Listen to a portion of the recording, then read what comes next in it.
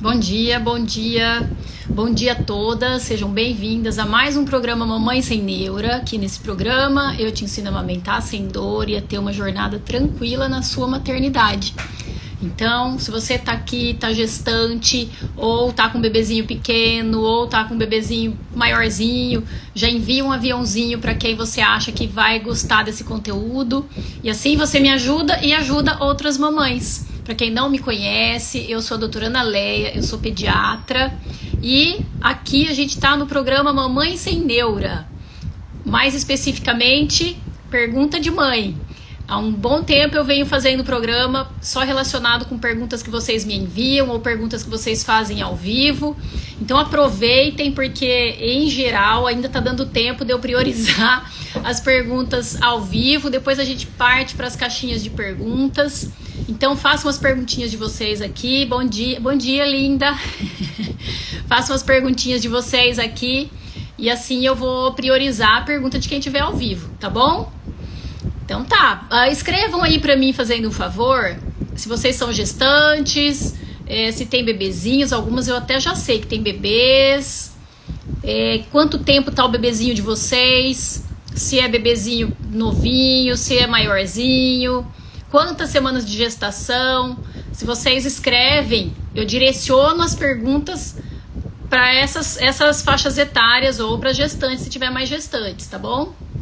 Embora eu sempre responda as perguntinhas de todo mundo. Mas tiveram várias perguntas legais hoje e então se vocês demorarem para escrever a perguntinha aí, eu já vou começar nas caixinhas. Hoje eu preciso terminar a live um pouquinho mais cedo, porque a gente está organizando a celebração da vida na comunidade Flores do Campo, onde eu atuo como líder da Pastoral da Criança. Quero convidá-las também a conhecer a Pastoral da Criança. Se vocês não são de Londrina, entrem no site da Pastoral da Criança para conhecerem, comecem a se informar. É um trabalho muito bonito, de repente se encaixa no seu perfil, de repente se encaixa no seu propósito, e aí você pode se tornar um líder ou um colaborador da Pastoral da Criança, tá bom? Se você for de Londrina e quiser participar, e quiser ser um colaborador, entre em contato comigo pelo direct, tá bom? E assim a gente vai se ajudando e ajuda essa comunidade. A gente atua na comunidade ali perto do Aquiles, em Londrina, que é a Flores do Campo, mas existem outras comunidades que precisam muito também, não só em Londrina, mas no Brasil inteiro. Então, informe-se, porque é um trabalho lindo, tá bom, gente? Então é isso. Vou começar. Peraí, acho que alguém já fez uma perguntinha aqui. Inclusive quem fez uma perguntinha foi uma mãezinha lá da comunidade que eu adoro, a Xi Oliver. E vamos lá, vamos começar pela Xi Oliver, em homenagem à comunidade Flores do Campo. Tá bom? Vamos lá. Bom, o irmão da Xi Oliver tá com febre alta, persistente, muita dor de garganta ao ponto de não conseguir nem tomar água porque dói. Meus pais levaram ao médico. Xi Oliver, seu irmão, não sei nem a idade do seu irmão, tá? Bom, vou deixar sua pergunta para depois, tá bom? Porque seu irmão acho que é grandão. Depois a gente tenta responder isso aí. Se você quiser, me manda no direct, eu tento te ajudar, tá? Vou tentar restringir aqui as perguntas sobre os bebês, as gestantes, as crianças, tá? Mas vai escrevendo aí a idade do seu irmão ou manda pra mim no direct, aí eu tento te orientar, tá bom? Bom, vamos lá. Juliana escreveu aqui, vamos lá. Tá. Qual a minha opinião sobre o leite de cabra? O bebê tem a PLV, 6 meses, estou pensando em dar pra ele. Será que ele vai ter alergia ao leite de cabra também? Pode ter. Tá bom, Juliana? Então, o leite de cabra não é uma recomendação para crianças com suspeita ou diagnóstico de APLV, alergia à proteína do leite de vaca, porque ela pode sim fazer uma reação cruzada com a proteína do leite de cabra.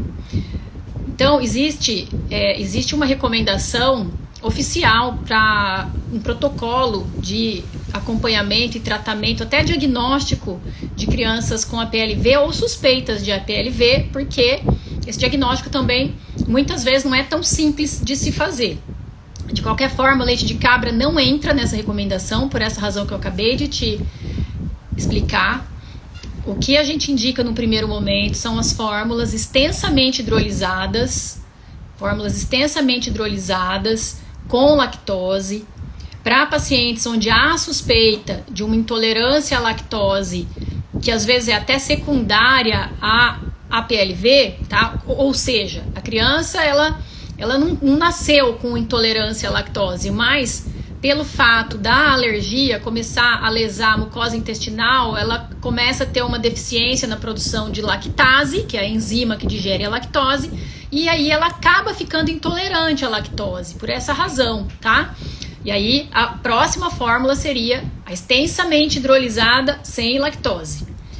Para crianças que têm alergias com manifestações graves, como, por exemplo, anafilaxia, onde a criança fez, vamos dizer, ela teve alteração do sistema cardiovascular, do sistema respiratório, que foi rápida após a ingestão ou contato com o leite de vaca, com a fórmula não hidrolisada ou não extensamente hidrolisada. E por essa razão essa criança teve uma reação muito grave. Pode ser se manifestar pelo sistema respiratório, às vezes cutâneo, né? Encha muito os olhos, os lábios, a gente faz um angioedema, começa a ter manifestações até de choque muitas vezes, alteração no sistema cardiovascular dela. E aí essas crianças, elas podem ter indicação de usar uma outra fórmula que seria a base de aminoácidos, tá? Que seria a porção da proteína, a porção menor da proteína. Quando você quebra a proteína no máximo que você consegue, aí você tem a fórmula de aminoácido. Então, essa seria a trajetória que a gente segue no tratamento ou até no diagnóstico de uma criança com a PLV.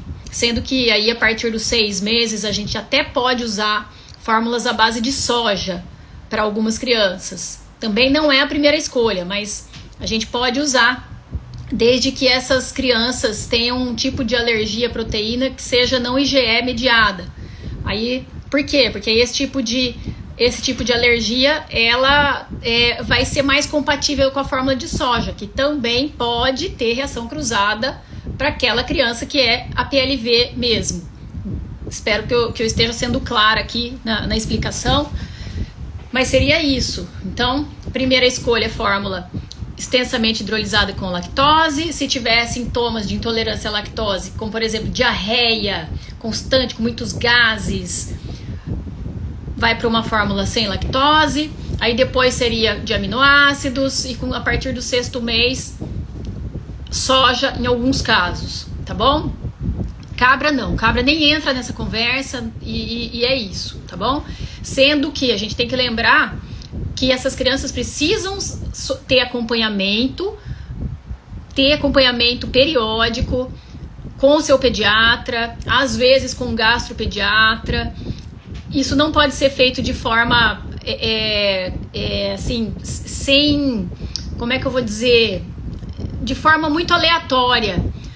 Essa indicação desses leites, o diagnóstico de APLV tem que ser acompanhado. Por quê? Porque o diagnóstico é feito através do teste de provocação e teste de suspensão do leite. Você libera o leite, vamos dizer, se for um bebê que mame só no peito.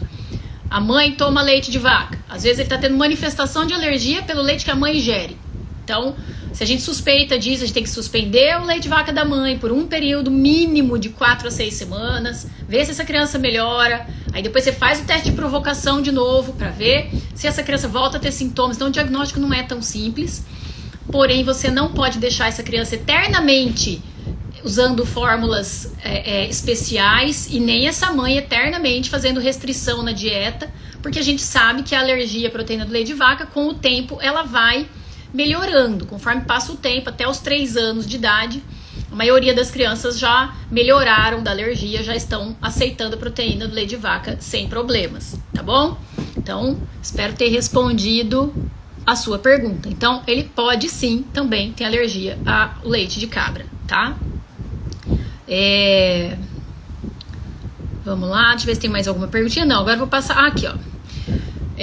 Quais alimentos que auxiliam na produção de leite ou quais ações poderiam ser feitas uma semana antes do parto para garantir a produção de leite materno nos primeiros 5 dias de nascimento do bebê?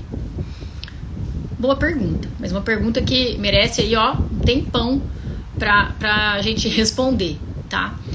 Bom, alimentos que auxiliam na produção, a gente não tem isso determinado, não tem estudos que falam, olha, esse alimento aumenta a produção de leite. Então, se você ouvir alguém falando, olha, come canjica, come não sei o que aumenta a produção, isso tudo é lenda, tá? Isso não tem base científica. A gente sabe que tem alguns fatores que fazem aumentar a produção de leite, que são bem estabelecidos. Eu vou começar falando para você que um deles é a mentalidade, é o emocional materno. Por que isso? Porque quando a mãe está tranquila, quando a mãe está bem emocionalmente, os níveis de ocitocina e prolactina dela, que são os hormônios relacionados à produção e ejeção de leite, estão ótimos, estão bons. E aí ela tem uma boa produção. Se ela estiver muito estressada, muito tensa, ansiosa, preocupada, triste, o que acontece? Sobe um outro hormônio que se chama cortisol, que é o hormônio do estresse. E ele, em contrapartida, ele faz reduzir a produção de prolactina. Então, cortisol alto é igual a ocitocina e prolactina baixas. E aí a produção de leite diminui. Fora isso, você tem o quê? Estimulação. Não adianta a mãe estar tranquila, estar bem emocionalmente, mas colocar o bebê poucas vezes no peito.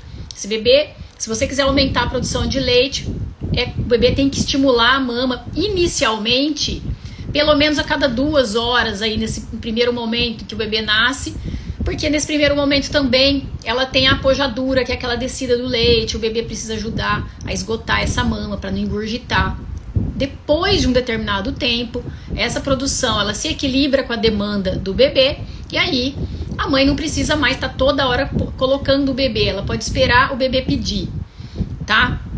Só que em algumas situações, quando esse bebê fica muito tempo sem mamar, ou essa mãe passa por qualquer situação que acontece um desequilíbrio na produção de leite, seja privação de sono, alguma situação de estresse pontual, ela não tá mal emocionalmente, mas ela passa por uma situação dessas pontualmente, ou deixa de ingerir líquidos de forma suficiente, ou a pega desse bebê não tá muito adequada, ela pode ter uma redução na produção de leite. E o que vai fazer com que essa mãe volte a produzir leite novamente, ou pelo menos regule um pouco essa produção?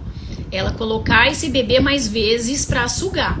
E se ela fazendo isso, coloca esse bebê mais vezes para sugar, mesmo assim, ela não tem uma melhora na produção de leite, ela não tem um esgotamento satisfatório dessa mama, aí a gente precisa avaliar questões relacionadas ao bebê. Será que esse bebê está fazendo uma sucção eficiente, que faz com que ela produza leite de forma suficiente?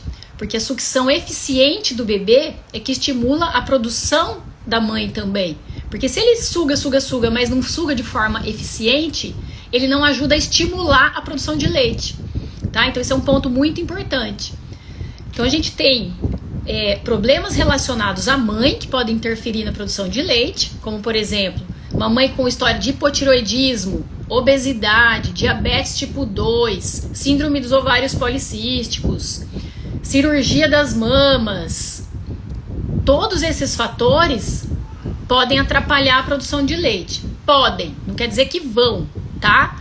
Então a gente tem que pensar nisso também, para não criar aquela ideia fixa de que eu vou ter um problema porque eu tenho diagnóstico X, porque isso aí começa a te atrapalhar, tá? Então se a mãe não tem nenhum problema desses e tá emocionalmente bem, e mesmo assim a produção dela não tá eficiente, o bebê não ganha peso de forma eficiente, não dorme bem, tá ficando irritado, a gente tem que avaliar. Então pode ter alguma coisa aí que tá acontecendo, tá atrapalhando essa mamada.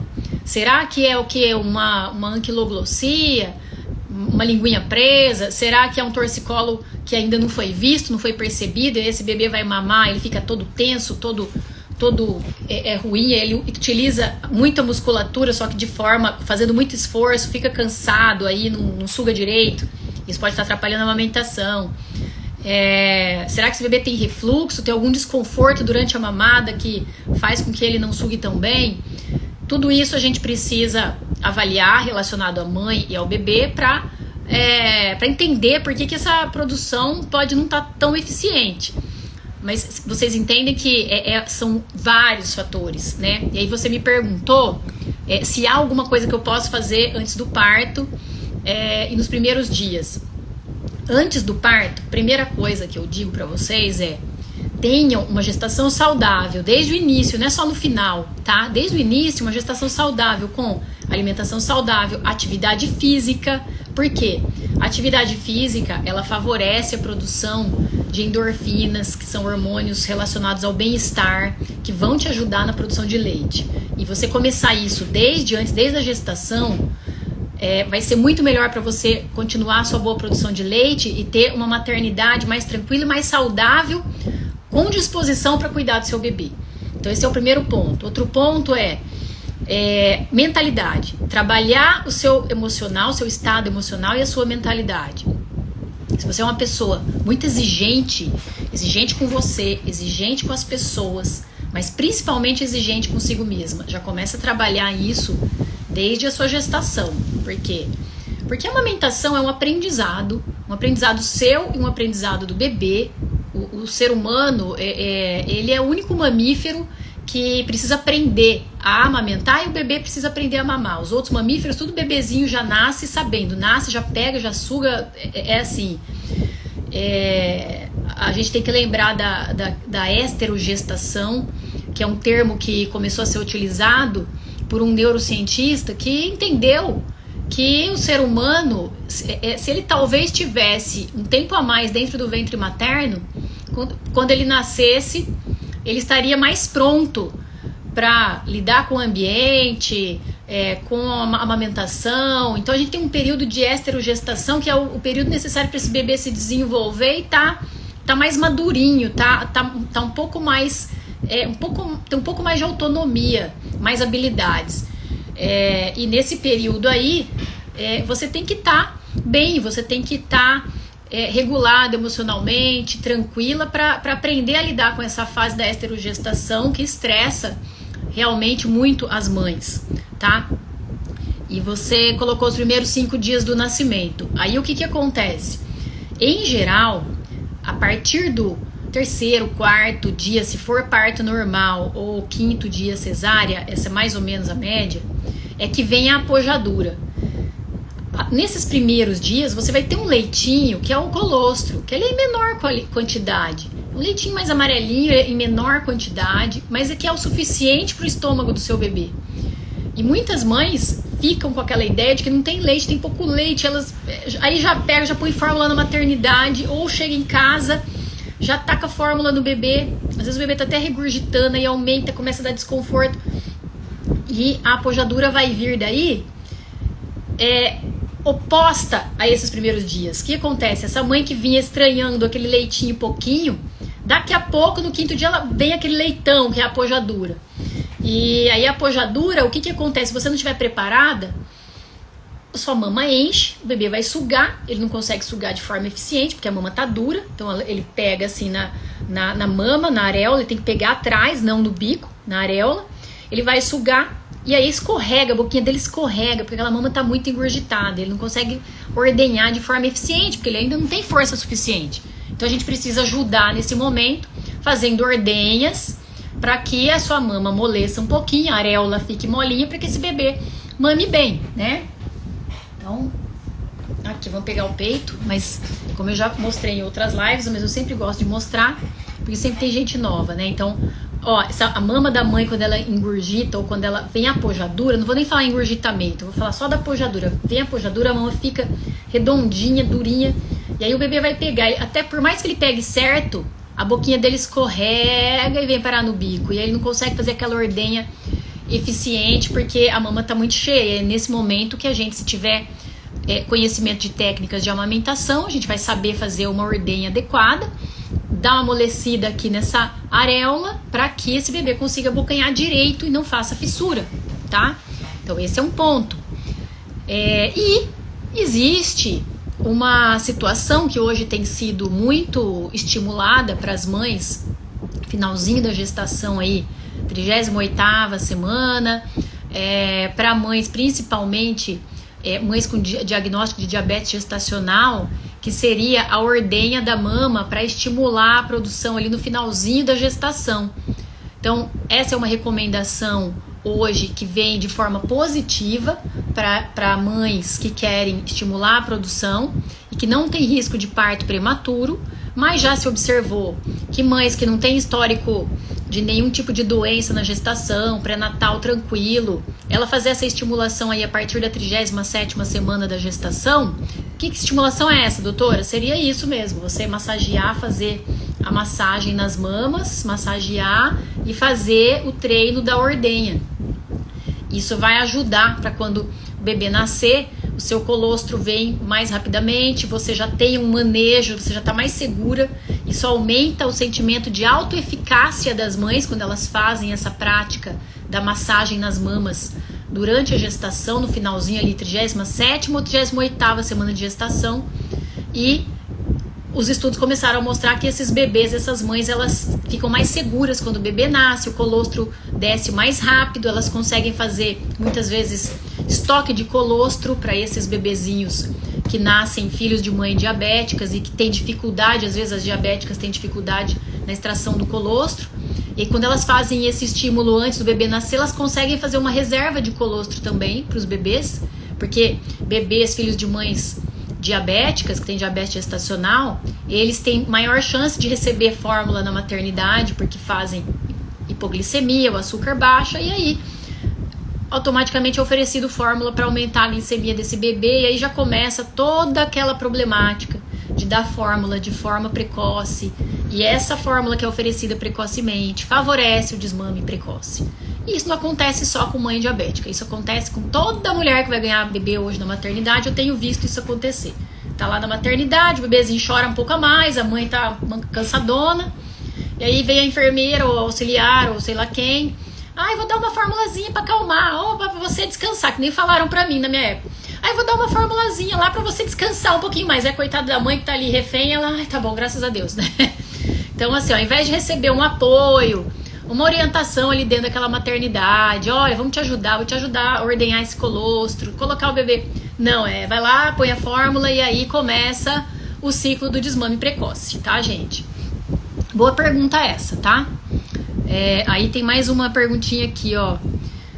Bom, ele faz muito barulho na mamada e foi constatado que ele tinha língua presa. Eu fiz o procedimento na língua, mas continua com o barulho. É normal?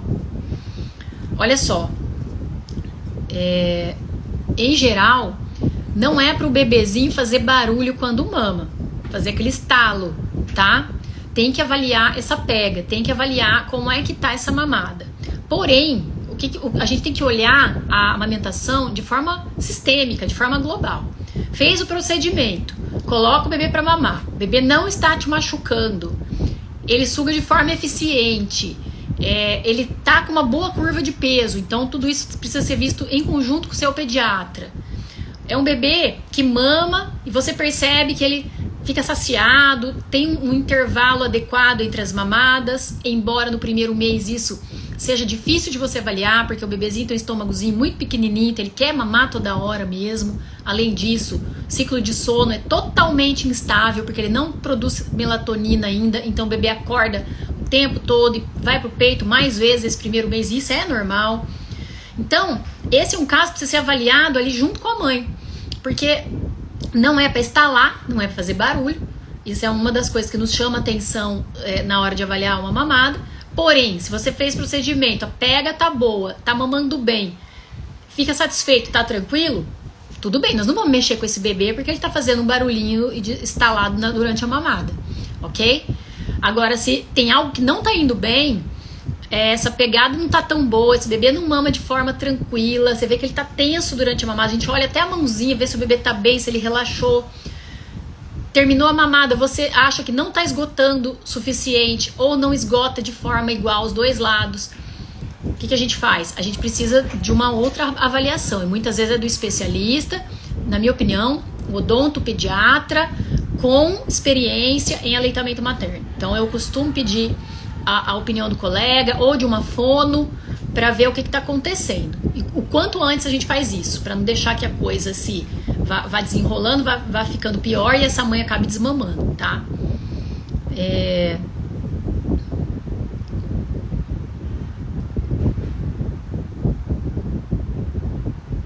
Agora vamos ver aqui. Vixe, nossa, quanta perguntinha aqui, vamos lá. Agora 3 meses, peito vaza muita noite, hoje tem 2 meses. Não, pelo amor de Deus, aqui a mãe tá perguntando assim, que o bebê tá com, peraí, não tô conseguindo passar aqui.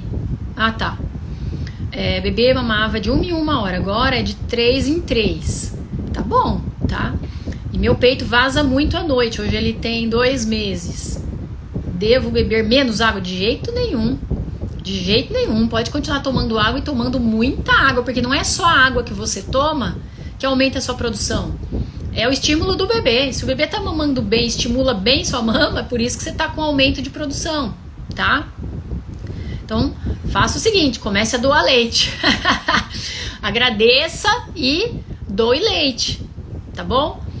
Com o tempo, o leite vazar, isso vai melhorando, tá? Isso vai melhorando.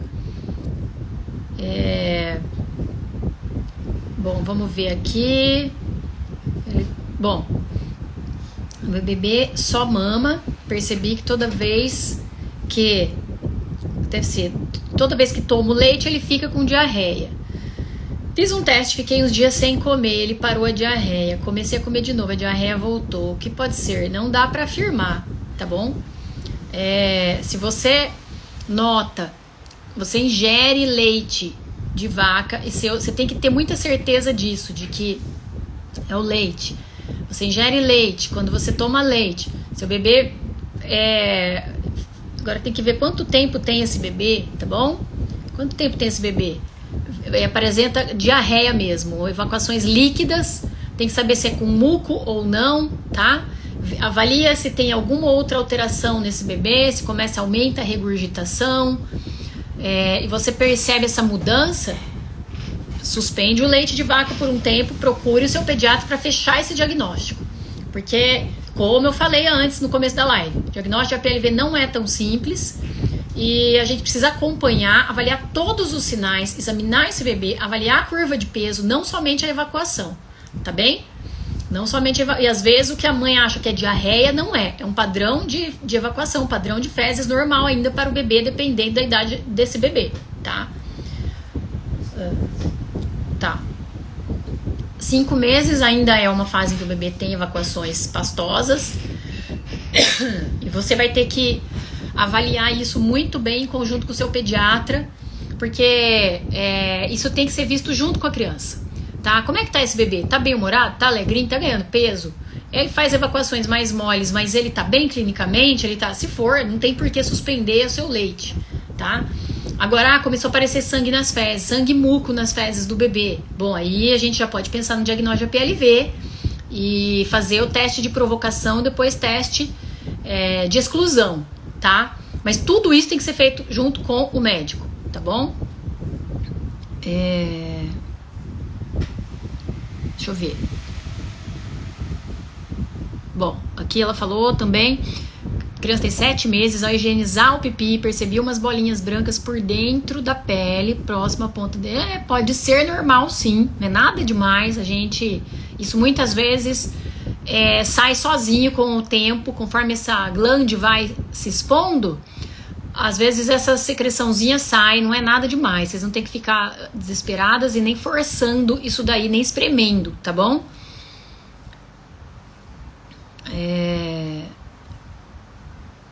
Bom, agora eu vou passar para as caixinhas, tá?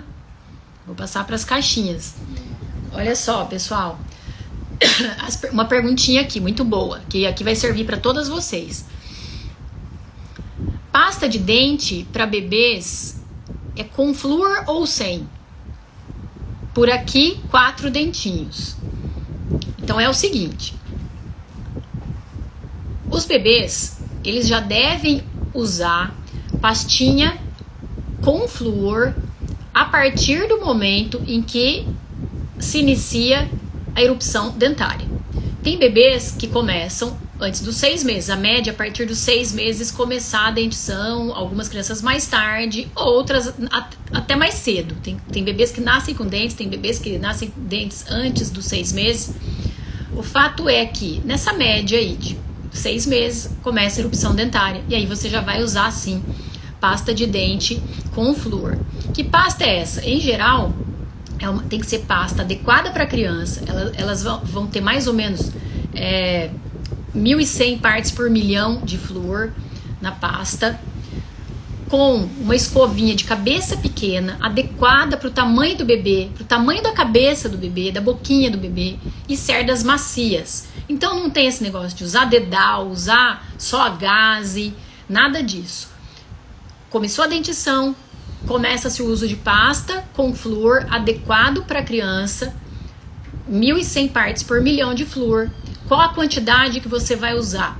Você vai usar para crianças até mais ou menos 3 aninhos de idade, que essa fase elas ainda não cospem, não conseguem cuspir, é um grãozinho de arroz cru na pastinha. Então, não é a quantidade que você quer, é um grãozinho de arroz cru de pasta com flúor infantil, com 1.100 partes por milhão de flúor. E você vai limpar esse dentinho, vai limpar a linguinha, vai limpar e depois vai limpar a boca do bebê, tá? Que mais? Dos 3 anos em diante, você vai usar já um tamanhozinho de uma ervilha na pasta de dente, na escova de dente dessa pasta. Continua a pasta com essa descrição que eu passei para vocês. Um grãozinho de ervilha, tá? Sempre nós vamos entender o seguinte: até o momento em que a criança não cospe sozinha, você vai usar a pastinha nesse volume pequeno. Por quê? Pelo risco de fluorose, que conforme essa criança ingere o flúor, ela pode adquirir manchas nos dentes e até intoxicação pelo flúor, tá? Então a gente usa dessa forma. O que mais que eu ia falar para vocês? O flúor, ele é importante. Ele é importante porque ele vai proteger o esmalte dos dentes contra as cáries, contra substâncias ácidas que começam a entrar na alimentação da criança, tá? E qual seria a fase para a gente procurar os dentistas, fazer uma avaliação preventiva? A partir do momento que começa os dentinhos, você já pode procurar um odontopediatra de forma preventiva, para ter uma boa orientação, para ter um segmento, para avaliar esses dentinhos, tá bom? Mas a gente já usa pastinha com flúor nesse volumezinho de um grãozinho de arroz cru para bebês assim que nasce a dentição, utilizado com uma escovinha pequenininha, de cabeça pequena, cerdas macias, e isso vai até mais ou menos os 3 aninhos. Aí a partir daí muda para um tamanhozinho de uma ervilha, a quantidade de pasta que você coloca, e vai com a pasta sem flúor até o momento em que essa criança vai com essa pasta com flúor nessa quantidade até essa criança começar a cuspir, tá certo? Então é isso. Então essa pergunta é muito legal, tá? Porque antigamente se acreditava que não se usa flúor em momento nenhum. Não, a gente usa sim, é importante o flúor, mas com esse cuidado. E antes disso, a gente faz a limpeza com gaze ou fralda umedecida, tá bom? Pega a boquinha, umedece com água limpa e limpa a boquinha, a linguinha do bebê. Principalmente à noite, vai ficar mais tempo ali com a boquinha fechada, tá? Quantas vezes por dia a gente vai fazer essa limpeza com a pastinha aí? 2 vezes pelo menos, após o café da manhã e à noite após a última mamada, após a refeição, tá bom? Que mais? Próxima perguntinha. Doutora, quantas horas de sono por dia é o ideal para bebês de 3 meses? A somatória ela quer. Olha só, a gente tem até uma tabela que é do Instituto Nacional do Sono americano, tá? Então, Instituto especializado em pesquisas sobre sono, com base na população americana. A gente tem uma tabela, mas a gente não pode fechar a cabeça para essa tabela. Não existe uma tabela que sirva para todas as crianças. A gente sabe que o sono varia, a necessidade de sono varia conforme a faixa etária e conforme fatores genéticos. Então vão ter crianças que vão ter mais necessidade de sono, vão ter crianças que vão ter menos.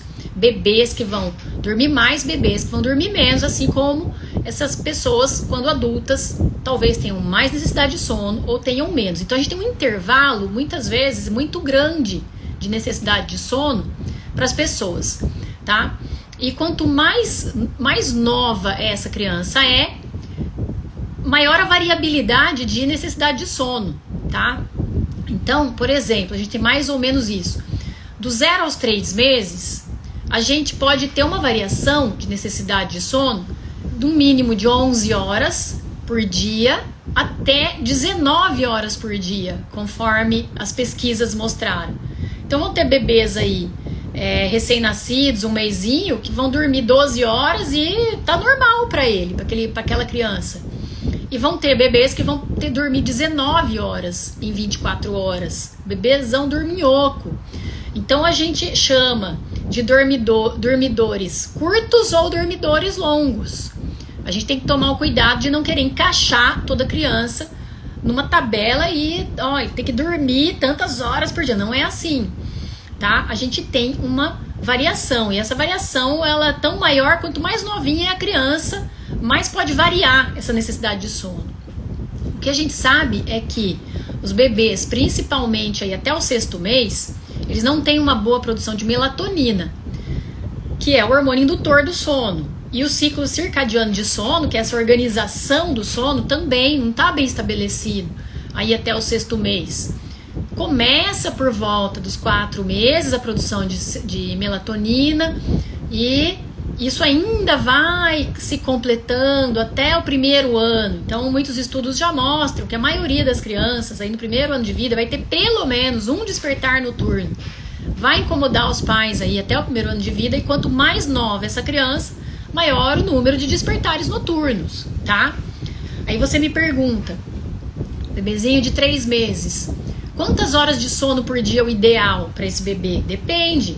Pode ser que ele precise de 11 horas por dia, 24 horas. Pode ser que ele precise de mais, até 19 horas. E a gente tem uma média que fica entre 14 e 17 horas, tá bom? Então, tomar cuidado para não querer encaixar o teu bebê nisso. E aí a gente soma todos os momentos de sono desse indivíduo em 24 horas. E a gente vai entender que tem bebês que tiram várias sonecas curtinhas durante o dia e bebês que vão tirar sonecas mais longas, porém menos durante o dia, tá? Importante lembrar o quê? Que é melhor que o bebê tire até mais sonecas curtas durante o dia e esteja cansadinho durante a noite para dormir bem, do que fique tirando muitas sonecas longas durante o dia e à noite ele não vai dormir bem. Porém, significa que você não vai deixar o bebê dormir durante o dia para que ele durma bem à noite? Não, porque se esse bebê não tiver momentos de sono adequado durante o dia para descansar a cabecinha, diminuir o estresse, vai chegar à noite, o nível do cortisol, que é o hormônio do estresse, vai estar muito alto. E aí ele não vai conseguir pegar no sono porque ele está muito cansado, porque você não deixou com que ele descansasse o suficiente durante o dia. Aí aquele cortisol alto faz com que o bebê fique irritado, demore mais para pegar no sono, fique chorando sem parar, fique com um sono irregular, onde ele acorda várias vezes. Então essa questão do bebê descansar bem durante o dia é importante para que ele chegue à noite mais tranquilinho para dormir bem também. Isso significa que ele não vai acordar em momento nenhum durante a noite? Não. Se ele for muito novinho, ele ainda vai ter despertar noturno. Então não fiquem esperando que um bebê até 1 ano não vai ter nenhum despertar noturno. Ah, mas a minha vizinha, o bebê dela já tem 2 meses e dorme a noite inteira. Acontece, eu tenho várias pacientes assim. Tenho pacientes também que tem bebês que acordam no meio da noite, porém essa mãe tá tão habituada, bebê acorda, ela dá um mamar, bebê dorme, ela tá bem, ela fica bem assim. Então, é um equilíbrio que a mãe e o bebê precisam encontrar, mas lembrando que não é esperado que bebês até 1 ano tenham um sono todo reguladinho a noite inteira. Isso não acontece com a maioria dos bebês, tá? Acontece com uma parte deles. Tem uma parte de bebês, sim, que podem dormir a noite inteira a partir de 2, 3 meses. Agora, o que eu quero dizer para vocês é o seguinte: quanto mais a rotina desse bebê tiver mais ou menos organizada, onde você tem previsão das coisas que vai acontecer durante o dia e começa a mostrar para esse bebê também que há uma previsão de horários, de acontecimentos durante o dia, você consegue sim organizar melhor as sonecas e o sono desse bebê à noite. E aí há uma maior chance desse bebê ter períodos maiores de sono no período noturno, que é o que a gente quer, que é o sonho de toda mãe, né? Então isso é possível sim, tá? A gente organizar isso de forma que fique melhor para você e para o bebê. Esse é o primeiro ponto. Segundo ponto é o seguinte: lembrem que o seu estresse passa para o bebê. Passa tanto no seu modo de lidar com ele, quanto pelo leite, se você amamenta. Como assim? Quando você está muito estressada, você aumenta níveis desse hormônio que eu acabei de citar para vocês, que é o hormônio do estresse, cortisol. E aí, quando seu bebê recebe muito cortisol pelo leite, ele também vai ficar mais estressado, ele vai ficar mais inquieto, ele começa a acordar mais à noite. Então, por isso que muitas vezes a gente percebe, a mãe começa a ver que o bebê tá mais agitado, ficando mais inquieto, acordando muito à noite. Aí você tem que avaliar vários fatores. Você tem que avaliar a idade do bebê, a amamentação, como é que tá, como é que essa mãe tá emocionalmente. Por quê?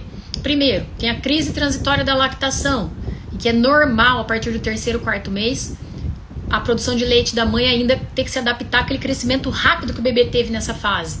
E aí ele volta a acordar porque ele quer leite de novo. Então tem isso. Segundo, o bebê está passando por um salto de desenvolvimento, vamos dizer. Tá? Ainda faltam bases científicas para falar desses saltos de desenvolvimento, mas a gente fala deles porque a gente sabe que o bebê, quando ele passa por fases em que ele adquire habilidades motoras, ele começa a rolar, primeiro ele começa a erguer o pescocinho, ele começa a enxergar por volta do 3º, 4º mesinho, ele vai ficar mais esperto, mais ativo. Qualquer coisa acorda ele, tá? A mamada passa a ser uma mamada mais inconstante, mais inquieta, porque você põe o bebê pra mamar, daqui a pouco ele escuta um barulho, ele tira, ele olha pra trás, ele acorda com mais facilidade. Por quê? Por causa dessas habilidades que ele adquiriu. E mais a crise transitória da lactação. Aí mais o quê? Se a mãe estiver passando por um momento de estresse aí muito grande, isso também vai interferir no sono do bebê, vai interferir na mamada também. Então são todos esses fatores que a gente tem que avaliar quando a gente atende uma mãe amamentando um bebê que está mudando o padrão de sono, tá, gente? Então é isso. E aí eu já respondi a perguntinha com relação às horas, né? Tchau, amor. Tchau, beijo. Então é isso, tá certo? Ficou alguma dúvida, vocês me perguntem.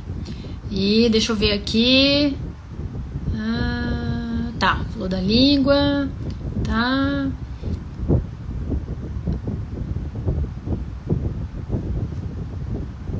Vamos lá. Não estou conseguindo curar essa... olha só. Não tá conseguindo curar a assadura do bebê? Por favor, me ajude. Bom, seguinte, isso aqui é muito comum, tá? Assadura de bebê que não está melhorando. A mãe tá usando pomada de assadura, faz a higiene de forma adequada, não usa o lencinho umedecido, e aí ela percebe uma assadura que não melhora, às vezes forma pápulas, fica vermelhinho, não tá melhorando. O que pode ser isso daí? Isso pode ter cândida, pode ter fungo. E aí a gente tem que usar uma pomada adequada para tratamento de candidíase. Em geral são pomadas que tem cetoconazol ou miconazol. Não adianta ficar usando só a pomada de assadura mais e tomar cuidado para não usar corticoide. Às vezes as mães começam a colocar a pomada com corticoide nessa assadura e pode piorar a cândida, porque fungo gosta de corticoide, tá? E aí você começa a pôr corticoide, melhora um pouquinho ali o vermelhinho por um tempo, depois fica aquele vermelhão, aquelas bolinhas ali, né? Aquela placa ali na região genital. E aí é porque provavelmente tem fungo. Então assaduras que não melhoram, provavelmente a gente tem que pensar na possibilidade de ter fungo, Candida albicans. E aí a gente tem que tratar essa assadura com um antifúngico. Leva no seu pediatra para ele dar uma olhadinha, mas em geral é isso que acontece na maioria das vezes. É a marca da fralda? É o lenço umedecido. Olha só, a marca da fralda só interfere da seguinte maneira, é de forma indireta. Se for uma marca muito ruim, que ela permite que a umidade fique ali em contato com o bebê muito tempo, aí o que acontece? O fungo, que é a cândida, é um fungo que vive no nosso organismo, e quando ele acha uma condição favorável, ele cresce a mais do que deveria. E aí, por causa da umidade, ou porque teve uma quedinha na resistência, por causa da imunidade, o bebê fica doentinho por alguma razão, usou antibiótico demais, aí o antibiótico ele interfere na flora intestinal do bebê e aí permite que a cândida cresça um pouquinho a mais ali. Então por esses fatores, tá? Aí o bebê faz a candidíase, que é essa assadura que eu tô me atrapalhando aqui com a minha imagem no outro celular, mexendo. E aí o bebê faz essa assadura que não melhora e por cândida. E aí a gente trata com antifúngico. Então não adianta ficar trocando a marca da fralda, não adianta pôr a culpa que mais? Você fala, é a pomada de assadura que é ruim. Não é. É que na verdade, pomada de assadura é para prevenção de assaduras. Você pode usar pomada de assadura, use sempre, é bom. Tá? Para proteger a pelezinha do bebê, do xixi, do cocô, quando faz cocôzinho. Mas é que quando já tem o fungo, a pomada de assadura não tem antifúngico, aí ela não faz mais muita diferença, tá? Então é isso. E a marca da fralda é só por essa razão. É questão dela, se ela permitir que a umidade fique retida. Agora não porque, é porque tem alergia da fralda. Não tem alergia da fralda. A maioria das vezes é isso que acontece. Ela permitiu que a umidade ficasse mais em contato com o bebê, tá? E o lenço umedecido, esse sim, ele pode, dependendo da marca, ali da quantidade de substâncias como álcool tem no lenço, irritar a pele. Tem alguns lenços que tem mais água, ele é a base de água, e aí vão irritar menos, mas eu sempre recomendo, pega o lencinho, põe embaixo da água, tira aquilo que tem no lenço para limpar e evita usar lenço no dia a dia. A gente usa lenço quando sai de casa, quando vai para casa de alguém, aí beleza, aí você vai lá, passa água no lencinho, tira aquele excesso e aí usa o lencinho para limpar, tá bom? É isso. Que mais? Bom, aí teve uma outra pergunta aqui interessante que quanto tempo esperar para levar bebê no pronto-socorro, bebê de 6 meses, após começar a tossir? É o seguinte, o que nos diz se nós devemos ir ao pronto-socorro ou não é o estado geral da criança. Não é se ela está tossindo ou se ela está com febre, quando um bebê já tem 6 meses ou mais, principalmente. Porque quando o bebezinho tem principalmente 2 meses para baixo e faz febre, aí você vai pro pronto-socorro, porque bebezinho de 2 meses, ele demora às vezes para manifestar sintomas. A febre já é um sinal de alerta que nos preocupa no bebê de 2 meses, principalmente se não tiver sintoma de gripe, narizinho congestionado junto, já levar no pronto-socorro para avaliar, porque pode ser uma infecção de urina, pode ser uma meningite, algo que você não está vendo clinicamente ainda. Como é muito novinho, às vezes o quadro evolui muito rápido. Agora o bebezinho já tem 6 meses. Ele começa com quadro, que você falou aqui, começa com quadro de tosse. Não tem febre, não tem falta de ar, não tá chiando o peito, tá mamando, tá comendo bem. A única coisa que você faz nesse momento, se tiver congestão nasal, secreção, faça a higiene nasal com o sorinho, pode ser feita aquela lavagenzinha com a seringa de forma adequada, sem pressão. Põe soro morno e injeta naquele sentido, devagarzinho. Não é para fazer pressão, porque senão vai pro ouvido. Devagarzinho até sair do outro lado. Às vezes não sai do outro lado, não tem problema. A gente faz a higiene nasal, observa essa tosse. Será que é uma tosse porque está tendo gotejamento de catarro para orofaringe? Ou é uma tosse que essa criança está apresentando cansaço? Ela está com dificuldade para respirar, ela tem um chiado que você escuta, está fazendo esforço para respirar. Aí, independente da febre, você vai para pronto-socorro. Agora não, o bebê só tá tossindo, mas ele não fica cansado, ele mama bem, ele come bem, ele não tem febre. Você não vai para pronto-socorro. Faça só a higiene nasal e observe, tá? Mas ele continua tossindo e não tá melhorando. Então leve no seu pediatra do consultório. Não vá no pronto-socorro por causa da tosse se ele não apresenta sinais de perigo. Como, por exemplo, falta de ar, febre prolongada, queda do estado geral, recusa da alimentação. São alguns sinais que nos dizem se a gente tem que levar esse bebê para o pronto-socorro. 6 meses, deu febre, eu já tenho que levar imediatamente para o pronto-socorro? Não. Avalia primeiro como é que tá a urina desse bebê, se ele tem outros sinais, se ele vem com a febre, mas vem já com sinais de gripe junto. Vou pensar que pode ter uma infecção de urina no bebê? Não vou pensar isso não imediatamente. Eu vou avaliar o quê? Estado geral. Irritabilidade, se eu dou mais água para ele, ele urina mais, ele tá tranquilo? Não, um bebê que tá permanentemente irritado, urina sempre, tá com cheiro ruim, cheiro diferente, achando muito concentrada, e o bebê permanentemente irritado, então vou levar no pronto-socorro, vai que é uma infecção de urina. Então a gente tem que avaliar, a primeira coisa é o estado geral da criança. Não é a febre, tá? E nem é a tosse. É o estado geral, é o que vem associado com isso. Se tiver tosse, se tem canseira, se tem chiado no peito, se tem esforço respiratório, recusa alimentar. Se é a febre, são esses mesmos sintomas que eu falei, e a idade.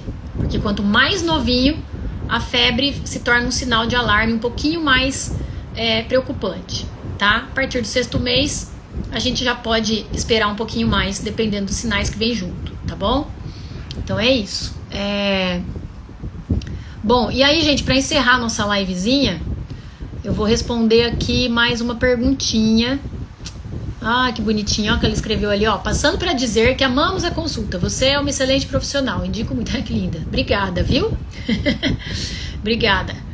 Gostei de conhecer vocês também, viu, Renata? E aí ela perguntou o seguinte: bebê 6 meses acordando 3 vezes à noite para mamar. Dorme às 8, acorda 23, 2, 4h30 e 7. Então olha só. Dorme às 8, 9, 10, 11. Depois de 3 horas ele acorda. Depois 11, meia-noite, 1 hora, 2 horas. Depois de 3 horas ele acorda. Depois 2, 3, 4h30. 4h30 acorda e 7. Olha só. Esse bebê, ele ainda tá numa fase que pode acordar mais à noite. Como é que a gente pode melhorar isso? Eu costumo fazer o seguinte. Mamou às 20 horas, acorda às 23. Nessa mamada das 23, coloca esse bebê para mamar nos 2 peitos. Deixa mamar bem o primeiro peito, põe no segundo. Deixa mamar bem no segundo peito. Se possível, põe de novo no primeiro e no segundo, para que eles saciem bem. E coloca ele para dormir. Observa se esse bebê, durante a noite, ele tá só ficando inquieto ou ele já tá chorando para mamar, tá? Se ele tá só ficando inquieto, você não vai pegar do berço, você vai tentar fazê-lo dormir novamente. Dá um tempinho a mais para ele, 11 horas da noite, 11. Meia-noite, 1 hora, 2 horas, 3 horas. Lá pelas 3 ele já vai estar acordando novamente, isso é normal. E aí você pega esse bebê, e aí depois às 7 ele já deve estar acordando novamente. Quando você introduzir alimentação, isso vai melhorar a partir do 7º mês, que é quando a gente coloca em geral a jantinha. Aí já é possível que esse bebê durma mais tempo. E não esqueça de avaliar os outros fatores que eu falei. Estresse materno, padrão de sono durante o dia. Como é que tá isso daí? Então, para eu te ajudar a responder isso, eu tenho que entender como é que tá o padrão de sono do bebê durante o dia, como é que tá o seu estado emocional também, porque você tá amamentando, como é que você tá durante o dia, tá? E como é que tá a curva de peso desse bebê, porque a gente tem que avaliar se ele tá mamando direito, se ele tá conseguindo saciar a fome, tá? É isso aí. E a outra mãe perguntou o seguinte pra mim: porque tem dias que tem bastante leite, outros dias não tem quase nada, parece até que está secando. Olha só, lembra que eu falei que a produção de leite depende de vários fatores, entre eles estado emocional, cansaço ou privação de sono da mãe, a quantidade de água que a mãe ingere, a quantidade de vezes que esse bebê vai pro peito e a efetividade, a eficácia da sucção do bebê. Então, presta atenção. Se você não está dormindo tão bem, você está ficando cansada, você está tensa, ansiosa, se sentindo cansada, o seu bebê demora muito tempo para ir para o peito, tá? Ou não tem uma mamada eficaz, ou você não toma água suficiente, não toma líquido e água suficiente, a sua produção de leite ela vai diminuir. E aí, essa produção vai variar conforme esses fatores estiverem presentes ou não na sua rotina. Então, se você tiver um desses fatores te atrapalhando, você vai perceber que a sua produção de leite vai diminuir ou vai aumentar conforme esses fatores estão presentes, tá? Então, lembra disso. Aí você vai entender porque tem dias que você tem mais leite, tem dias que você tem menos, porque tem dias que você tá mais disposta, você tá emocionalmente melhor, seu bebê estimulou mais a mama, Aí no dia, a tendência é que hoje o bebê estimulou bastante, amanhã a sua produção vai estar maior, tá? Porque muitas vezes as mães, elas deixam a mama encher muito, falando, não, eu não vou dar agora, porque como eu tô com baixa produção, meu peito tá com pouco leite, eu vou deixar mais tempo para pôr meu bebê, vou deixar encher. Se você ficar deixando muito tempo a mama encher, a tendência é que com o tempo, aí a produção vai diminuir, tá? Porque precisa da sucção mais vezes para sua produção aumentar, tá certo? E aí é isso, tá bom, pessoal? Chegamos no final da nossa live. Obrigada pela presença de vocês. Conheçam a Pastoral da Criança, acompanhem o nosso Instagram aí no final de semana. Amanhã tem a celebração da vida com homenagem ao Dia das Mulheres. Em geral eu posto só no outro dia o que a gente faz lá na comunidade. Mas acompanhem o Instagram para vocês verem o que a gente vai fazer lá. E se quiserem colaborar de alguma forma, entre em contato pelo direct, tá bom? Beijo para todas e até a semana que vem. Abraço!